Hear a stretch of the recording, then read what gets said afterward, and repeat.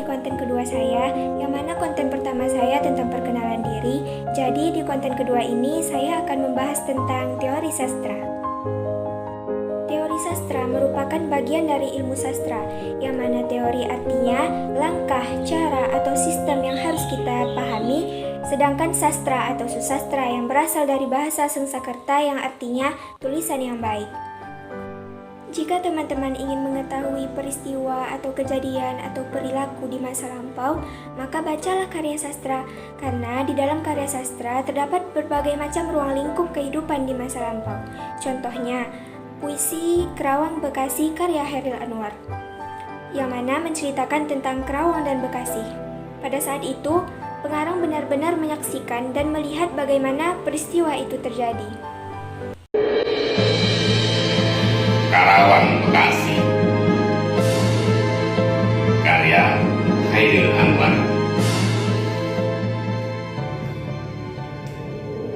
Kami yang kini terbaring antara Kerawang Bekasi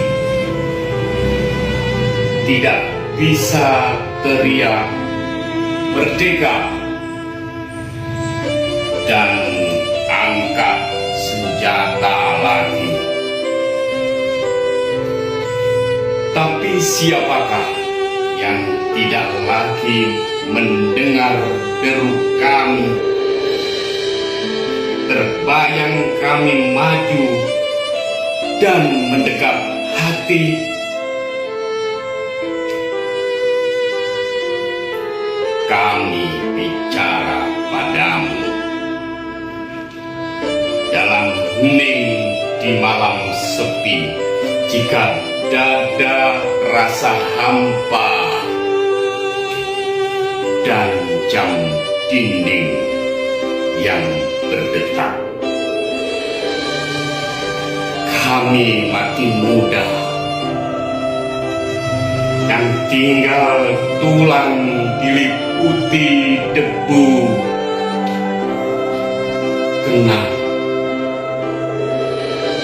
Kenallah kami. Kami sudah coba apa yang kami bisa, tapi kerja belum selesai, belum bisa memperhitungkan arti 45.000 nyawa. Kami cuma tulang berserakan, tapi adalah kepunyaanmu. Kaulah lagi yang tentukan nilai tulang-tulang berserakan.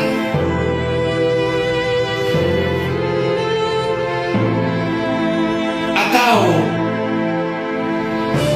jiwa kami melayang untuk kemerdekaan, kemenangan, dan harapan.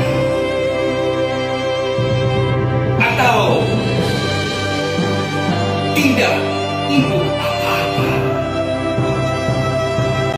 Jadi dapat disimpulkan bahwa teori sastra adalah bagian dari ilmu sastra yang mempelajari suatu sistem dalam pemahaman karya sastra, sehingga kita dapat menikmati, menganalisis, mempelajari, serta bisa membuat karya sastra itu sendiri. Ilmu sastra terbagi menjadi 3 aspek. Yang pertama, sejarah sastra, yang kedua, teori sastra, dan yang ketiga, kritik sastra. Seseorang tidak akan bisa memahami dan mempelajari suatu karya sastra jika ia tidak mengetahui sejarahnya, dan seseorang juga tidak akan bisa mengkritik suatu karya sastra jika ia tidak paham akan sejarah dan teorinya. Jadi, ketiga aspek tadi saling berhubungan ya. Dalam suatu karya sastra, tingkat apresiasi terendah adalah penikmat. Contohnya, mengatakan suka atau tidak suka terhadap suatu karya sastra. Dan jika seseorang itu mampu menguasai teori dan sejarah sastra, maka ia bisa beralih ke tingkat apresiasi yang lebih tinggi, yaitu menikmati, menganalisis, mempelajari, bahkan bisa membuat karya sastra itu sendiri. Baik, sekian yang dapat saya sampaikan. Semoga apa yang saya sampaikan bermanfaat bagi kita semua. Assalamualaikum warahmatullahi wabarakatuh.